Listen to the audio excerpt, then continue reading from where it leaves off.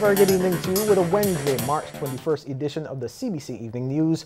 I'm Ryan Broom in our top story.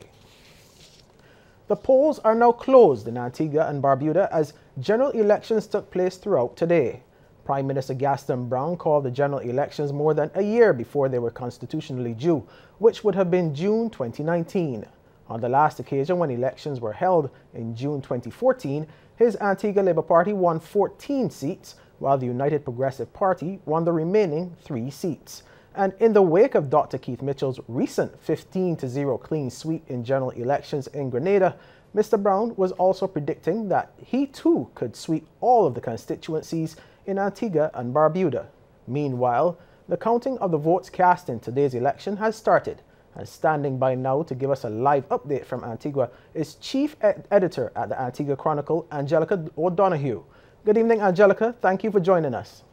Good evening, Ryan. It's my pleasure. Right, so is there any indication whether there was a good voter turnout today? Well, as you rightfully said, we did experience a low voter turnout.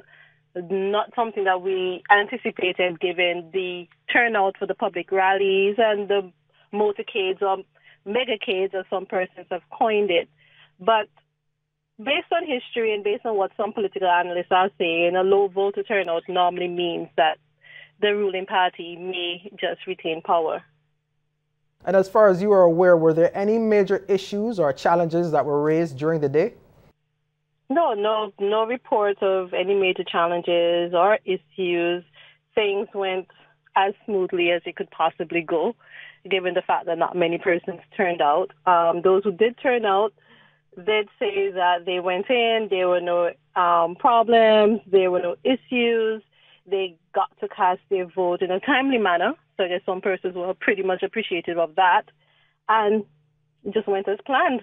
I must say there was a situation where ABEC, the Antigua Barbuda Electoral Commission, did see a number of persons in their offices today trying to get their voter ID replaced or, to actually just get it. For those who said that they either lost their voter ID card or they've misplaced it or they have damaged it, they waited until today, election day, to try and get a copy. So what the commission had to do was to provide them with temporary voting cards in which they could go to the polling station and cast their vote with that particular card, but the presiding officer would then hold on to the card after they've casted their vote. Okay. And any indication what time you expect your first results to start coming in? If all goes well, by 10 p.m. latest. And what are the analysts predicting in terms of the eventual results? Because we received some reports that, the election campaign was riddled with fake news and that a lot of money was spent on concerts and motorcades and so on. So what are the experts saying? Well, exactly what the Prime Minister, Gaston Brown, has said, that the Antigua Barbuda Labour Party will win the general elections again. They are hoping or predicting that they will take all 17 seats. Although, yes, there was a heavy campaign season, given the fact that it was only 21 days to get all of this together and going. But the advent of fake news and hate news and fake propaganda and hate propaganda pretty much clouded the campaign season. And I don't necessarily think that would have affected the Antigua Labour Party that much because they are expected to retain government. Okay, well, thank you very much, Angelica. That was Angelica O'Donoghue, from the editor at the Antigua Chronicle, giving us an update on today's general election in Antigua and Barbuda. And of course, as the full results become available in the coming hours, we at the CBC will continue to keep you informed through our stations of choice. Moving on to the news now, while some Barbadians believe Prime Minister Frundle Stewart is taking too long to call the elections, some Antiguan students at the UWI Cayfield campus believe their election has come too soon. As a result, dozens of them, though registered to vote, were left out of today's poll. That's because Prime Minister Gaston Brown called the election 18 months before it was constitutionally due, as is allowed by laws governing elections. It should be something that's leveled, as in everyone knows when exactly it's going to be, around what time, instead of the Prime Minister just deciding, okay, my party ready, so I'm going to call it in the next 1 month, 2 months. I expected to be able to vote for the first time this election, which was supposed to be next year actually, but for some reason it's now, and not able to use that right for the first time. I would like to go back home, honestly, so I would have loved to participate. Do you think that a fixed date is something that we should move toward in the Caribbean, or you think that it should be up to the Prime Minister? That would be fantastic, so we'd actually know when our elections are. It won't be a surprise, we won't be caught off guard. We'd be able to know we should be here at X time so that we can use our constitutional right. Now, although the students weren't able to vote, the ones we spoke to believe current Prime Minister Gaston Brown is the man to beat. The ALP has been doing quite a bit of beneficial things for the country, so I do believe that they will win. Honestly, by what I've been hearing from back home, it looks like they might win again. It looks as though the current administration will be the future administration. That I can say positively. A woman is in critical condition following an accident which occurred yesterday along Bridge Road, St. Michael. Police say around 3:30 in the afternoon, pedestrians 38-year-old Alicia Gooding and her 6-year-old son, both of Marine Square, Lower Westbury Road, St. Michael, were involved in an accident with a motor car. The car was driven by 81-year-old Sylvan Carrington of School Road, Carrington Village, St. Michael. Miss Gooding received multiple injuries and is in critical condition at the Queen Elizabeth Hospital. Her son has also been admitted and is in stable condition. Police investigations into the accident are continuing. And a 31-year-old St. Peter woman will have to look for another way to get around tonight after her Kia Sportage caught fire earlier this afternoon.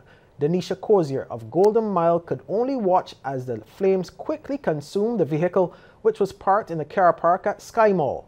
There was no indication whether Miss Cozier was in the car when the fire broke out, but she appeared unharmed while talking to firefighters after they managed to contain the blaze. Arnold Bino's vehicle was one of 2 damaged by the heat from the burning SUV. The other belongs to former principal of Codrington College, Canon Noel Titus. I had just come out of the supermarket when I heard an announcement about my car. I heard a number called.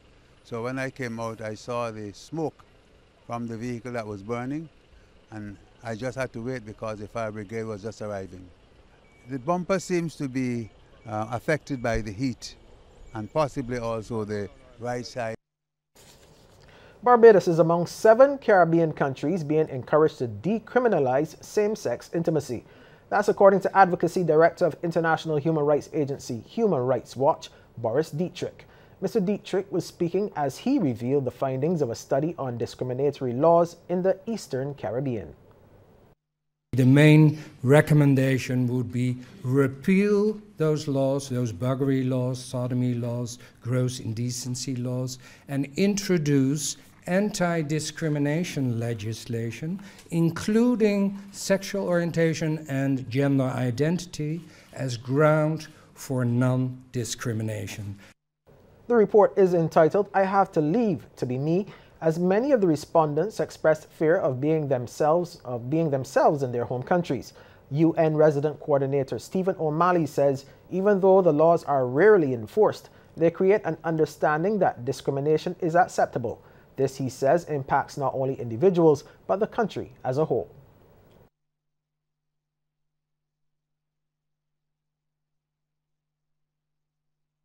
When bright minds are denied a safe space to learn and grow, when capable individuals are denied employment, when workers, whether artists or teachers, doctors or lawyers, no longer feel safe, nations as a whole lose.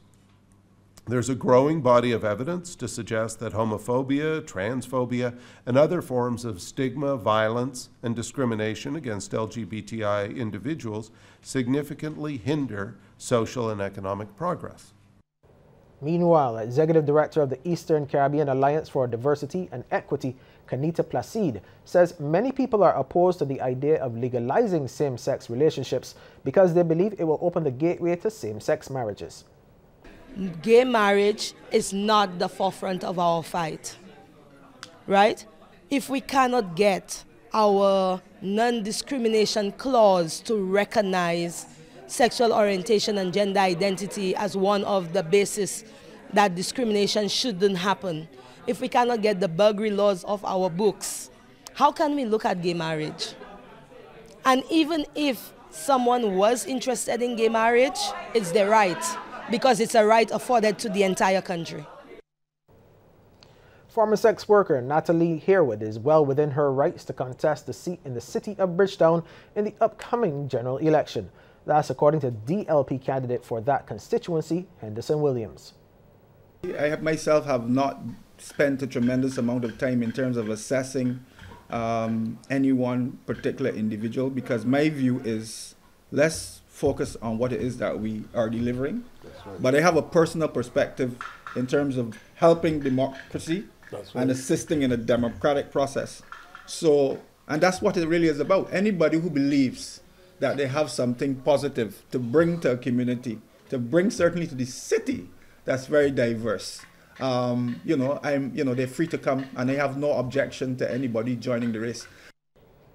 Mr. Williams was responding to a question from the media at a press conference he called to discuss some of the projects he has undertaken in Bridgetown. He says the city is a very diverse place with mature voters who would have the ultimate say.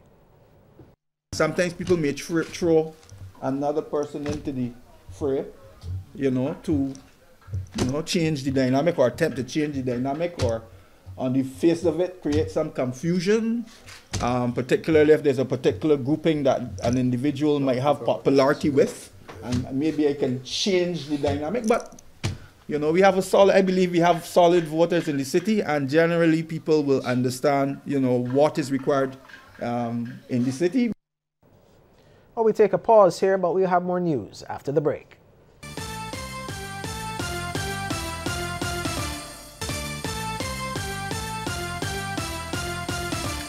Welcome back. Well, Cancer Support Services is teaming up with the Queen Elizabeth Hospital on a campaign aimed at raising awareness of the importance of colorectal cancer screening and early detection. It was launched this morning, as we hear now from Kishmar St. Geest.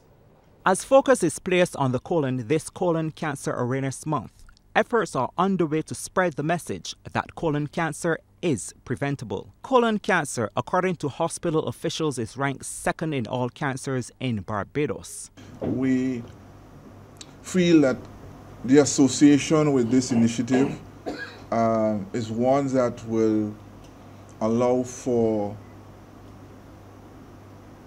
a higher level of screening in both men and women, so that we can identify earliest persons who might be predisposed to colon cancer. Indeed, cancer, the colon cancer is one of those, like all other cancers, avoidable mortality or morbidity, but it requires us to screen very early.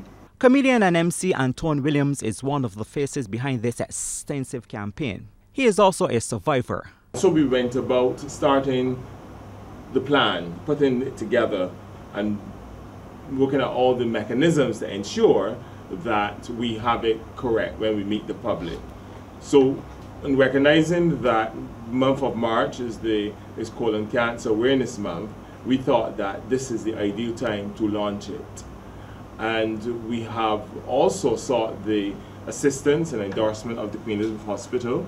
Mr. Williams sees the media as an invaluable partner and wants corporate Barbados on board as well. So social media will definitely be utilized, wherein we'll be able to transfer information, we'll be able to use that to certainly sensitize.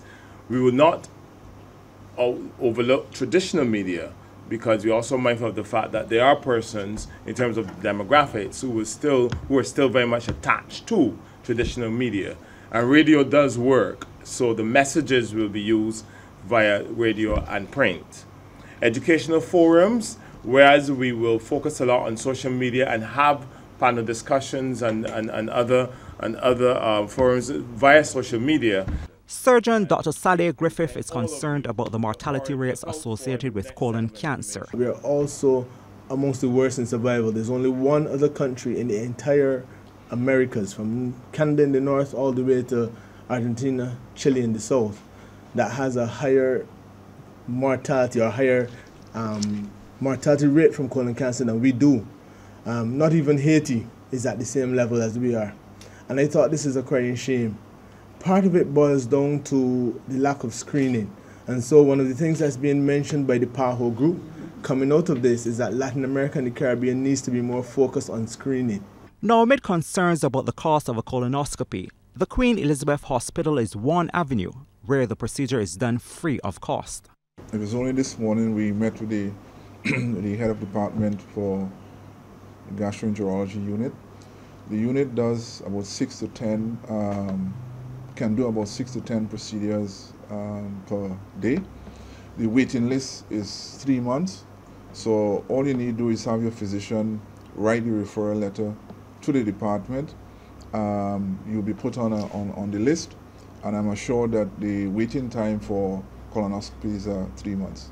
Remember, by wearing blue, you bring awareness to this disease and support the work, while also honoring all of those who are impacted by colon cancer. Kishma Senjis, CBC News. Thanks, Kishmar. We're staying with news about the hospital. The QEH has been at the receiving end of another much needed donation of medical equipment and supplies. Once again, the Rotary Club of Barbados West has reached out to assist the healthcare institution. Professor Paul Steinbach, a Barbadian residing in Canada, offered to assist the Rotary after he became aware of an opportunity to acquire beds and other medical supplies from the Vancouver Children's Hospital in British Columbia. The donation is worth $250,000, and President Michael McLean Watson says the two share a long-standing relationship, and the donation is part of its ongoing commitment to the QEH. Whenever we are in a position to render that assistance, I want to certainly thank the authorities at the Queen Elizabeth Hospital for assisting and certainly cooperating with us through those almost 12 months, or well over 12 months, to ensure that we were able to deliver those supplies and equipment to the hospital today. And we certainly hope that what we were able to present would go a long way in assisting the hospital. And Director of Medical Services Anthony Harris, who accepted the donation on behalf of the QEH, says the Rotary West worked with the hospital in securing items he says it will need. It was quite remarkable. I mean, they tell you it was 9 pages, but what they probably didn't tell you, it was also a 40-foot container packed with supplies and all that. And as it was done with our input and stuff, so we know that we were getting exactly what we wanted, things that were going to be needed and used with great gratitude at the Queen of Hospital. So once again, on behalf of the management and the executive team at the hospital, I would like to say thank you guys for your continued hard work, your community service, and I absolutely agree with you. The Queen Elizabeth Hospital is the hospital of the people of Barbados. Barbadian superstar and cultural ambassador Rihanna now has one more award to hang on her wall. She was among 8 people recognized by the Westbury Primary School for their achievements, despite having come from humble beginnings. Our Sharika Griffith was there. Rihanna. With 9 Grammy Awards, 12 Billboard Music Awards, 12 American Music Awards, and 6 MTV Video Music Awards, hometown girl Rihanna is no stranger to the winner's circle. And yet, according to her mother Monica Fenty, this award for being an achiever from the Westbury community means a great deal to the international superstar. It's a very special feeling because this is where it all started, her dream all started. And whenever you see her on the stage and her success, it's a product of Westbury. So this is a very important and a very touching one. Also receiving awards were entertainer Richard Stout, BLP candidate for the city Lieutenant Colonel Jeffrey Bostick, and Major Denzel Walcott of the Salvation Army. Principal of Westbury Primary Rosalind Gittins says the awardees all grew up in communities around the school which tend to have a stigma attached to them. By paying homage to these people, she hopes to inspire the students. All of these persons have excelled and they have chosen to give back. And the theme of this service this morning is because we want our children to recognize that they too can excel. Where you come from is not your destination, it is just your beginning. You made us proud to belong to this island, Barbados. During the ceremony, which took place at the St. Leonard's Church, each year group paid tribute to one of the awardees. Featured speaker Major Desmond Davis encouraged the children to strive to become significant contributors to the country's development. Barbados does not want another criminal. Barbados does not want another drug addict. Barbados does not want another sex worker, another rapist. What Barbados wants is another doctor, a lawyer, a policeman, a soldier, a teacher, a fireman, and the list can go on. A presentation of a 40-inch television was also made to the school by the Barbados Tourism Product Authority. Sharika Griffith, CBC News. Thanks, Sharika. Well, days after Monday's reopening, classes at Blackmon and Gollop were again disrupted due to an environmental problem. This time around, smoke in the area forced parents to collect their little ones from the Staple Grove institution. Some, however, including students, were upset about another interruption to classes. Although today's disruption was not due to cow itch, some parents believe the lot surrounding the school should be planted with different crops. The school is set to reopen tomorrow. Well, still to come, a look at some of the stories making headlines across the region. Across the Caribbean, brought to you by CIBC First Caribbean. Welcome back. Well, Castries Southeast MP Guy Joseph has described the deadly Cooley Town Health incident as unfortunate. Despite the tragedy, he believes there are valuable lessons to learn about enforcing regulations and consumers being more discernible. We have this report from HTS St. Lucia. Castries Southeast MP Guy Joseph is urging St. Lucians to closely monitor what they consume and safeguard their health. His remarks follow the deaths of 4 Cooley Town residents who unwittingly drank a still unknown deadly substance. Public health officials have obtained a sample of the liquid and are conducting tests. Chief Medical Officer Dr. Merlene Fredericks also disclosed that the substance was a clear, colorless liquid that resembled water or strong rum. Joseph says the incident brings the issue of food safety to the fore. How much alcohol consumption there is, or even in terms of persons who are licensed to sell liquor, and people feel that the government is interfering with them in the process of earning a living and doing certain things. But these should be vital lessons for us, not just in terms of what has happened in this particular incident, but a lot of the other problems you have in terms of food safety, the quality of the products that we are getting out there, and everything that is happening. We need to be more vigilant as a society now in paying attention to things, especially things that could affect our health. There have been memes on social media making light of the incident.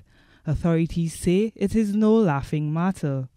Joseph says this could have happened anywhere. The problem is the activities that led to what transpired, and that is what should concern all of us, because these drinks could have found themselves anywhere. It could have been in a party, it could have been in a wedding, it could have been at a different activity where a lot more people could have been affected as a result. So it is not something that we must never rejoice over the bad things that happen. Public officials briefed loved ones of the victims this week.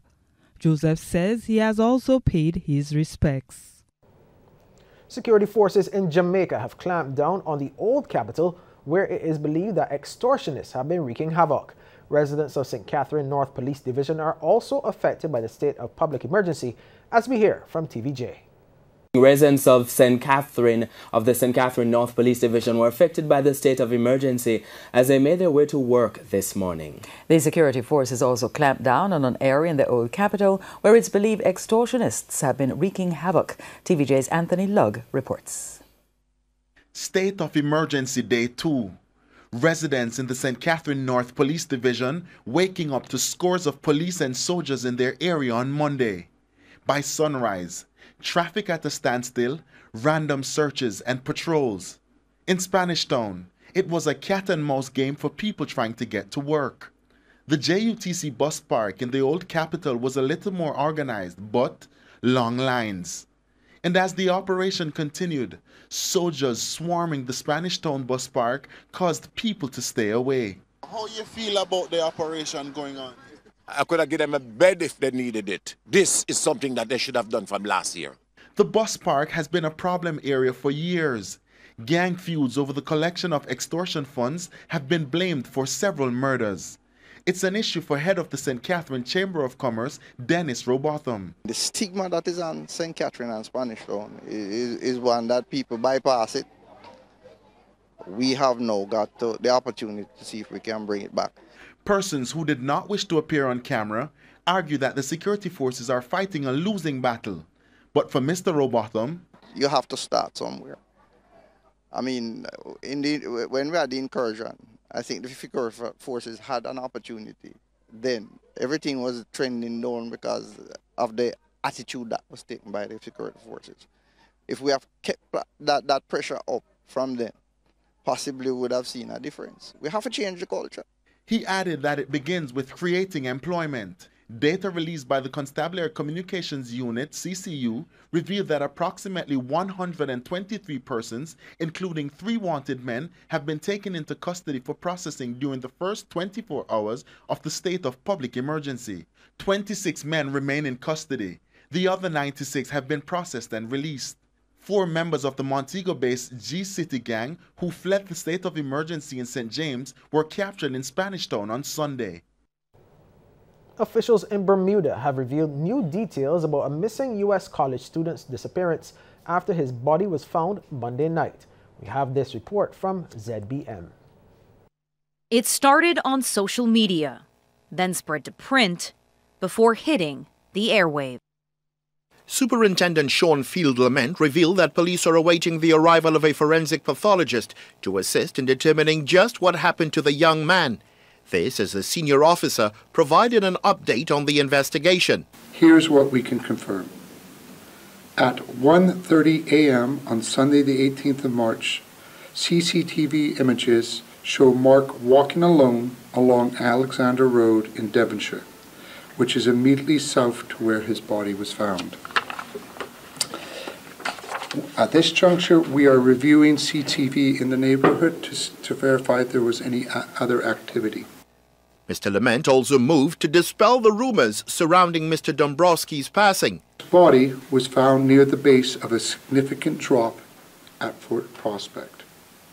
His wallet and cell phone were found with him intact.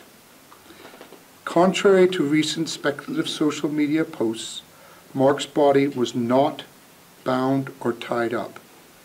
We await the forensic pathologist's independent official report to speak to the nature of his injuries. The area behind me is where it's thought Mr. Dombrowski would have met his untimely passing, over an embankment that's some 60 to 80 feet down to the ground below.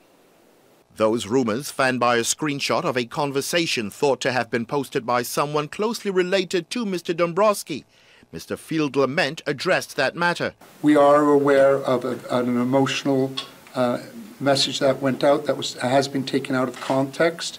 And one has to put it in the context of dealing with a very emotive, traumatic experience, and sometimes things are said that are not based on facts.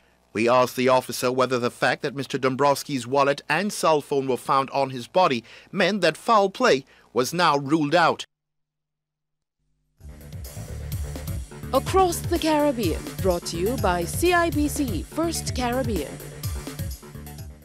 Well, a glimpse into the world of sports is just ahead with Damian Best, but before we get there, here's a tip from Cooperators General Insurance. This tip of the day is brought to you by Cooperators General Insurance Company Limited. Insurance the way you want it to be. Doping is administering or attempting to administer a banned substance and/or method to an athlete.